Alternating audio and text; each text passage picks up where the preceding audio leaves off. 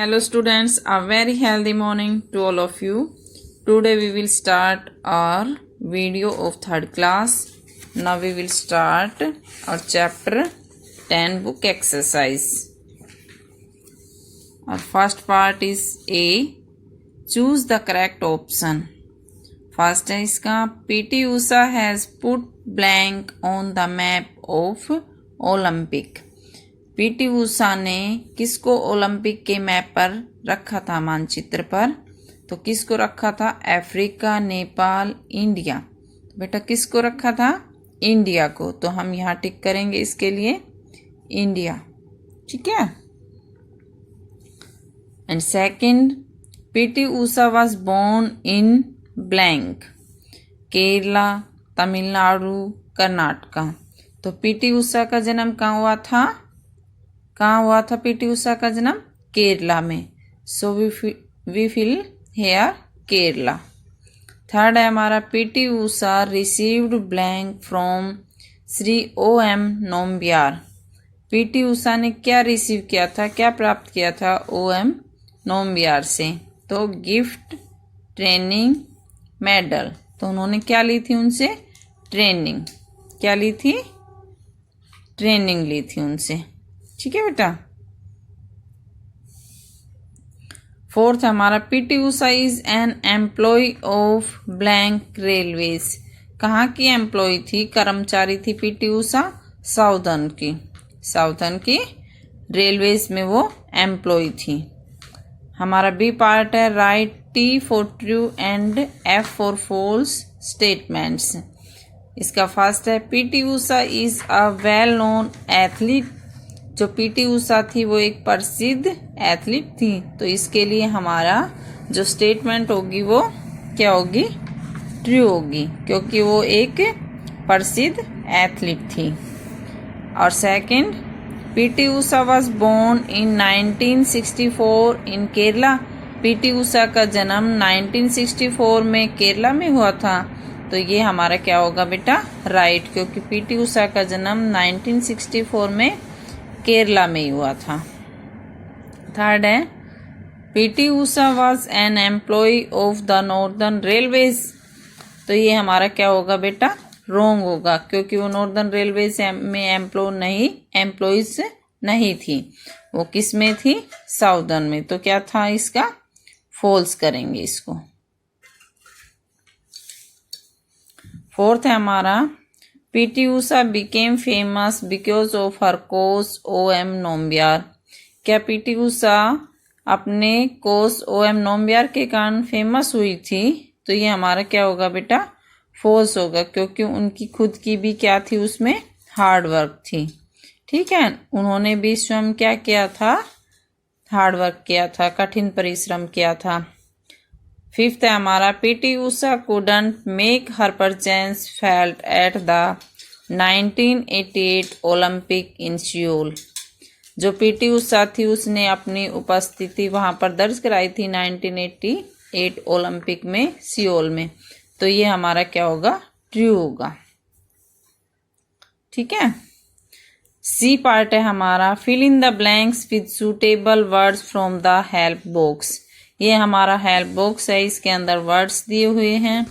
अब हमें यहाँ से वर्ड्स की हेल्प से यहाँ फिल करने हैं। फर्स्ट है हमारा my brother is a pilot, he blank a training for a long time on the ground before he started flying aeroplanes. क्या है कि मेरा भाई क्या है? एक पायलट है, और वो एक लंबे समय के लिए कहाँ गया हुआ है? Underwent training. तो यहाँ हम क्या फिल करेंगे? ये फर्स्ट अंडरवेंट, और उसके बाद उसने क्या? फ्लाइंग किया एरोप्लेन्स, ट्रेनिंग लेने के बाद। सेकंड है हमारा the Taj Mahal is a blank building who has shunt heard it's name. जो ताजमहल है वो कैसी बिल्डिंग है बेटा? फेमस। कैसी है? फेमस बिल्डिंग है। तो सेकंड में हम क्या फिल करेंगे? फेमस, ठीक है। Third, our school shall blank the annual athletic meet next month. इसके अंदर क्या आएगा बेटा? होल्ड। क्या आएगा? होल्ड। ठीक है, यहाँ हम क्या फिल करेंगे, होल्ड फिल करेंगे थर्ड में। फोर्थ है Saurav Ganguly has done India blank by hitting a century in his first test. क्या क्या कराया था उसने, प्राउड फील कराया था सबको। ठीक है, Saurav Ganguly has done India proud, ये हमारा फोर्थ है।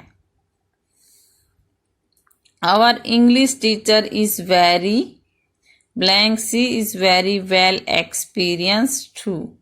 तो इसके अंदर क्या आएगा बेटा, कॉम्पिटेंट। फिफ्थ में क्या आएगा, सक्षम। ठीक है, सिक्स्थ है हमारा the Tagore house has blank the trophy. तो क्या होगा, बैग्ड। बैग्ड होता जीतना। जो टैगोर हाउस है उसने कौन सी ट्रॉफी को क्या कर लिया, जीत लिया। एंड डी पार्ट है match the words in column A with those in column B. इसमें हमें मैचअप करना है पीटी उषा को किसे, क्या था, पीटी उषा पिलवुल्ला खंडी थेक्कर प्रामबिल उषा, उनका जो फुल नेम था वो ये था फर्स्ट। ठीक है, सेकंड है कोच, कोच कौन था, Shri OM Nambiar. And third Asiad Seoul, क्या था, लॉस एंजिल्स में। ठीक है, ओलंपिक 1984 में उसने क्या किए थे, 4 गोल्ड मेडल बैग किए थे, वोन किए थे, जीतते थे। So thank you students, have a nice day. मैं मुकेश मैडम, आपकी हिंदी अध्यापिका MLP इंटरनेशनल स्कूल राजपुरा से। बच्चों, कल मैंने आपको पढ़ाया था पाठ 9 खट्टे अंगूर। ये पाठ मैं आपको पढ़ा चुकी थी और शब्दार्थ और कुछ प्रश्न मैंने आपको करा दिए थे। अभी बाकी के प्रश्न कराने जा रही हूँ। तो बच्चों, हमारा अगला प्रश्न है सही कथन पर सही तथा गलत कथन पर गलत का निशान लगाओ। पहला वाक्य है पके पके अंगूर देखकर लोमड़ी के मुंह में पानी आ गया। ये कथन क्या है, बिल्कुल सही है, इस पर हम सही का निशान लगाएंगे। आगे है लोमड़ी अंगूरों को दौड़ दौड़ कर पकड़ने लगी। ये वाक्य गलत है, क्योंकि लोमड़ी अंगूरों को उछल उछल कर पकड़ रही थी, दौड़ दौड़ कर नहीं। तो यहाँ पर क्या है, गलत का निशान लगाएंगे।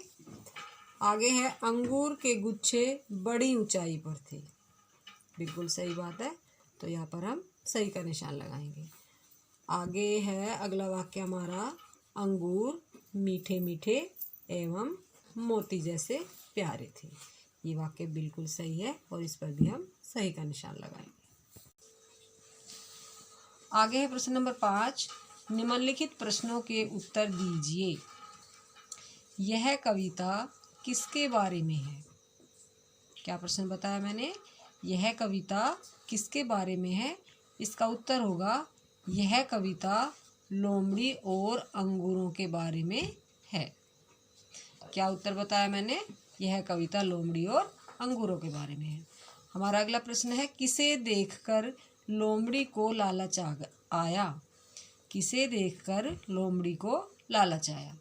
इसका उत्तर होगा अंगूरों के गुच्छे देखकर लोमड़ी को लालच आ गया। अंगूरों के गुच्छे देखकर लोमड़ी को लालच आ गया। अगला प्रश्न है अंत में लोमड़ी ने क्या कहा। इसका उत्तर होगा अंत में लोमड़ी ने कहा अंगूर खट्टे हैं। क्या कहा लोमड़ी ने, अंत में लोमड़ी ने कहा अंगूर खट्टे हैं। अगला प्रश्न है अंगूरों के गुच्छों को देखकर लोमड़ी को क्या हुआ। अंगूरों के गुच्छों को देखकर लोमड़ी को क्या हुआ। इसका उत्तर होगा अंगूरों के गुच्छों को देखकर लोमड़ी के मुंह में पानी आ गया। अंगूरों के गुच्छों को देखकर लोमड़ी के मुंह में पानी आ गया। अंगूर, हमारा अगला प्रश्न है बच्चों अंगूरों के गुच्छे कहाँ पर थे। तो इसका उत्तर होगा अंगूरों के गुच्छे ऊंचाई पर थे। कहाँ थे, अंगूरों के गुच्छे ऊंचाई पर थे। तो बच्चों ये प्रश्न मैंने आपको करा दिए। आप सभी को ये प्रश्न अपनी नोटबुक में सुंदर राइटिंग में लिखने हैं और याद करने हैं। तो बच्चों कल फिर मिलते हैं, तब तक के लिए धन्यवाद।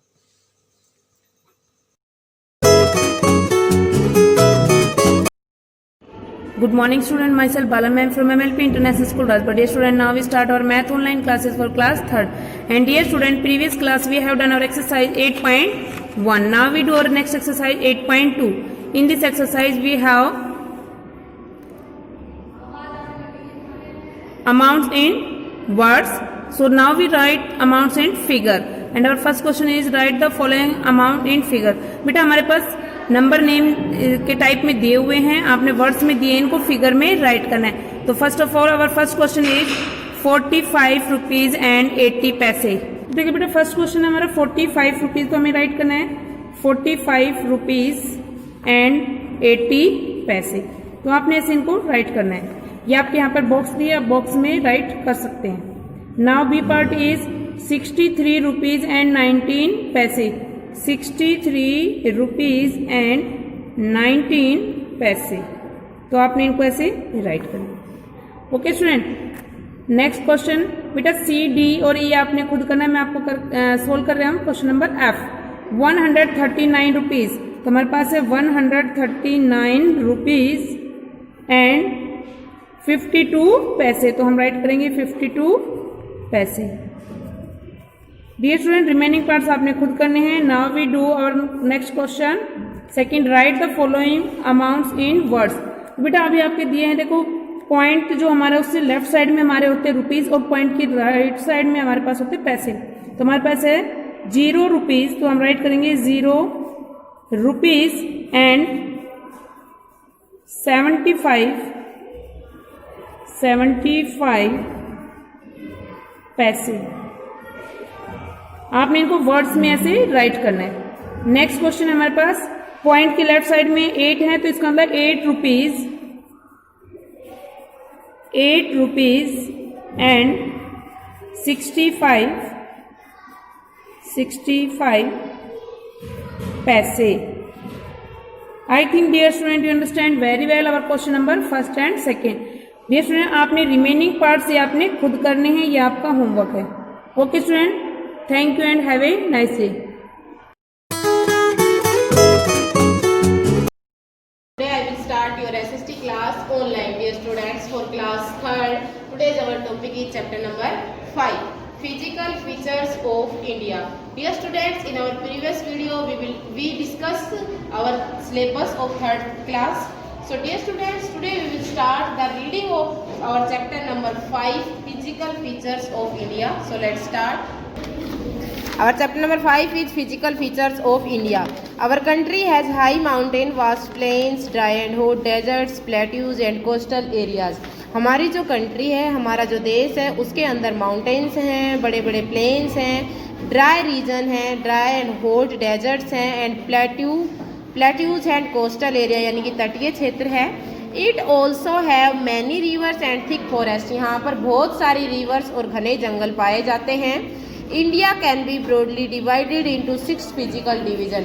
इंडिया जो है इसको 6 फिजिकल डिविजन्स में डिवाइड किया हुआ है। दीज फिजिकल डिविजन्स आर, ये जो फिजिकल डिविजन्स हैं वो ये हैं। So dear students, our first जो फिजिकल डिवीजन है वो क्या है? The northern mountain, second is the northern plain, third is the great Indian desert और fourth is the Deccan plateau, fifth है the coastal plain and sixth है the island. Do you know, क्या आप ये जानते हैं? The name India of our country is derived from the river Indus. जो हमारे इंडिया हमारी कंट्री है उसका नेम इंडस रिवर के ऊपर गिरा था, क्योंकि इंडस रिवर जो है उसी के अकॉर्डिंग हमारे कंट्री का नाम इंडिया रखा गया था। The physical map of India given below, ये जो इंडिया का फिजिकल मैप दिया हुआ है, show the 6 land forms of India, ये इंडिया की 6 लैंड फॉर्म्स को शो करता है। अब वो कौन कौन सी हैं? फर्स्ट हमने द नॉर्दर्न माउंटेन की थी, वो ये ब्लू कलर में जो भी एरिया है ये क्या है? द नॉर्दर्न माउंटेन का। उसके बाद ये पर्पल कलर में द नॉर्दर्न प्लेन है हमारा। उसके बाद बेटा ये मैप जो है, ये स्केल जो है ये रॉन्ग दिया हुआ है। यहाँ पे जो ये ऑरेंज कलर में है ये जो रीजन है ये तो हमारा द ग्रेट इंडियन डेजर्ट है। ये रीजन क्या है हमारा? ये great Indian desert, great Indian desert, desert का रीजन है ये वाला। तो उसके ये रॉन्ग स्केल दिया हुआ है। उसके बाद जो दक्कन प्लेट्यू है वो येलो कलर में, यानी कि ये उल्टा दिया हुआ है। ग्रेट इंडियन डेजर्ट को नीचे लिखना था और द दक्कन प्लेट्यू को ऊपर लिखना था। उसके बाद द कोस्टल प्लेन, ये जो रीजन है, ये कोस्टल प्लेन जो ये ग्रीन कलर में दिखाया हुआ है, ये कौन सा है, कोस्टल प्लेन का है। उसके बाद ये ब्लू कलर में द आइलैंड्स है, जो ये वाटर बॉडीज हैं हमारे वाटर के अंदर, जो ये छोटे छोटे डार्क ब्लू कलर में दिखाए हुए हैं, ये हमारे क्या हैं, द आइलैंड्स। तो 6 फिजिकल डिविजन्स हमने अभी पढ़े हैं, the northern mountain, the northern plain and the great Indian desert and Deccan plateau and the coastal plain and the island.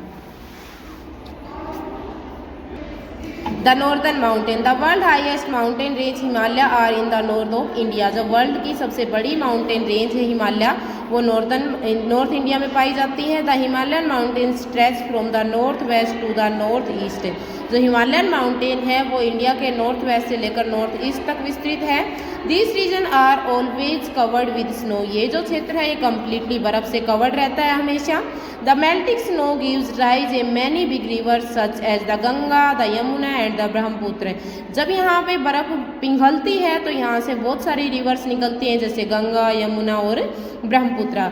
The upper slope of the mountain are very cold and rocky, mountain का जो ऊपर का slope है वो बहुत अधिक ठंडा और रॉकी है। Therefore no crop or plants grow of them, यहाँ पर कोई भी क्रॉप और प्लांट्स ग्रो नहीं होते हैं। द लोअर स्लोप है thick forest, town and villages, lower slope जो है वहाँ पर घने जंगल, गांव और कस्बे पाए जाते हैं। In these area fruit, vegetables and other crops are grow, ये जो रीजन है यहाँ पर फ्रूट्स, वेजिटेबल्स और भी फसलें ग्रो होती हैं। The Terai reason lies below these foothills, ये जो फुटहिल्स हैं इनके नीचे का जो रीजन है उसे तराई कहते हैं। It is an area covered by टाल ग्रासेज, ये जो एरिया है ये बड़ी बड़ी ग्रासेज से कवर है। Many animals such as tiger, elephant and deer are found here, यहाँ पर बहुत सारे एनिमल्स पाए जाते हैं जैसे tiger, elephants and deers. Very few people live here, बहुत कम लोग यहाँ पर रहते हैं। So dear students, I hope you understand, you read this chapter 2 time. Thank you.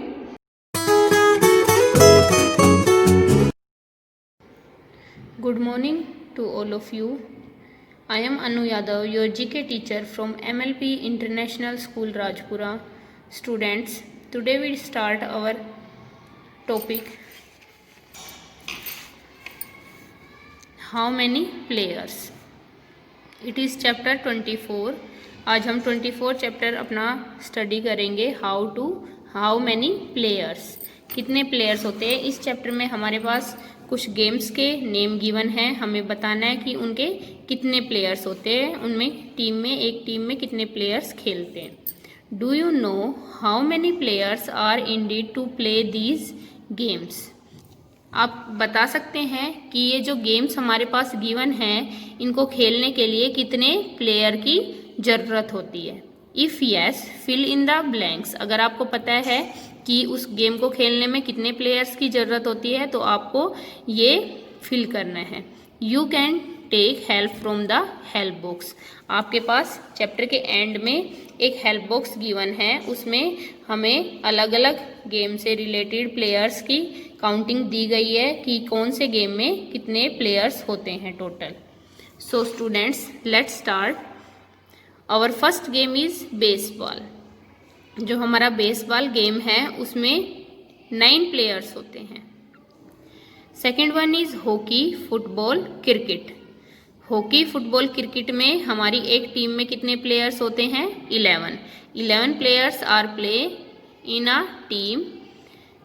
Hockey की टीम में 11 प्लेयर्स होते हैं। फुटबॉल की में भी जब हमारा गेम होता है तो एक टीम में 11 प्लेयर्स होते हैं। एंड सेम एज क्रिकेट, जो हमारा क्रिकेट गेम है उसमें भी एक टीम में 11 प्लेयर्स होते हैं। Third one is rugby, football, इसमें हमारे 15 प्लेयर्स होते हैं। Fourth one is netball, 7 players are there in netball team. 7 players होते हैं हमारी नेटबॉल टीम की गेम में। Fifth one is polo, there are 4 players in a team in polo game. Polo game के अंदर 4 प्लेयर्स होते हैं एक टीम में। जब पोलो गेम हमारा होता है तो उसमें डिफरेंट टीम्स होती है, उसमें एक टीम में हमारे पास 4 प्लेयर होते हैं। 6th one is volleyball. There are 6 players in a volleyball team.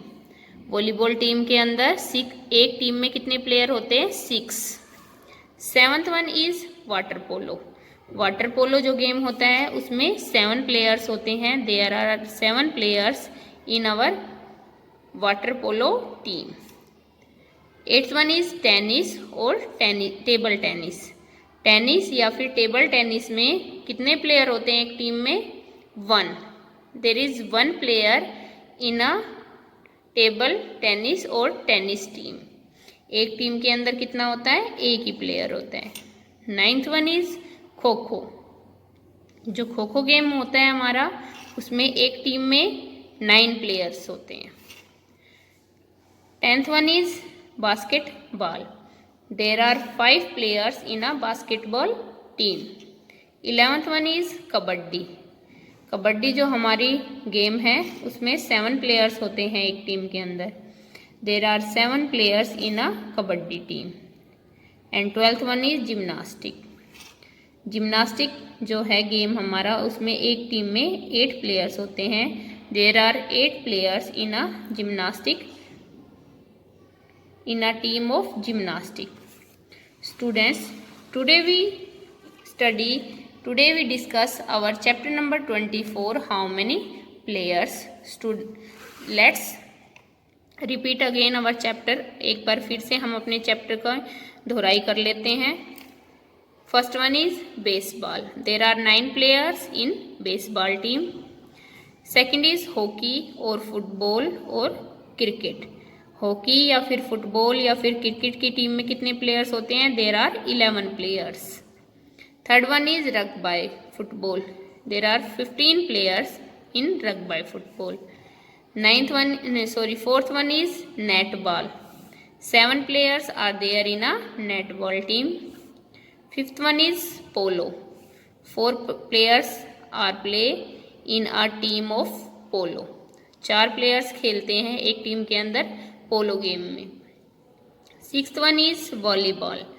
There are 6 players in a volleyball team. 6 players खेलते हैं एक वॉलीबॉल टीम के अंदर। एक टीम में कितने प्लेयर्स होते हैं? 6 प्लेयर्स। Water polo. वाटर पोलो के अंदर एक टीम में कितने प्लेयर्स होते हैं? 7। There are 7 players in a team of polo. एक टीम के अंदर 7 प्लेयर्स होते हैं वाटर पोलो गेम में। 8th वन इज टेनिस और table tennis. There is only one player in a table tennis और tennis game. Next one is kho kho. Kho kho team के अंदर एक टीम में 9 प्लेयर होते हैं। There are 9 players in a kho kho team. 10th one is basketball. 5 players are play in a basketball team. 11th one is kabaddi. There are 7 players in kabaddi team. And 12th one is gymnastic. There are 8 players in gymnastic team. 8 players are play in a game of gymnastic. 8 players होते हैं gymnastic की एक team के अंदर। So students, today we discuss about the players in a different game. Different game के अंदर हमने आज स्टडी किया है कि उस गेम से रिलेटेड एक टीम के अंदर कितने प्लेयर्स होते हैं। I hope you understand our topic how many players. Thank you.